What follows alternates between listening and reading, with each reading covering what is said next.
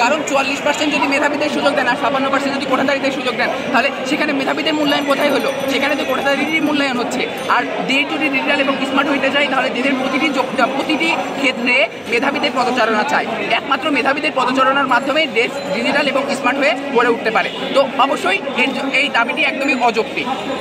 আচ্ছা, আজকে তারাও আপনাদের সঙ্গে সঙ্গে তারাও কর্মসূচি ঘোষণা করছে, আপনারাও কর্মসূচি পালন করছেন, তো এতে কোনো কনফ্লিক্ট বা আপনাদের কোনো বাধা বা কোনো কিছু বাধার কিছু নাই। এটা হচ্ছে আমাদের স্বাধীন দেশ, যার ইচ্ছা মতো সে কর্মসূচি ঘোষণা করতে পারে। আমরা আমাদের মতো রাজপথে আছি, তারা তাদের মতো রাজপথে আছে। এখানে তো কোনো হবার কোনো সমস্যা নাই।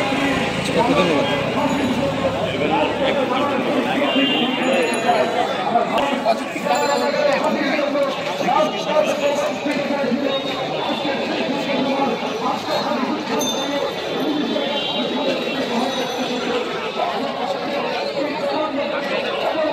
না না এ আমার লোক ছিল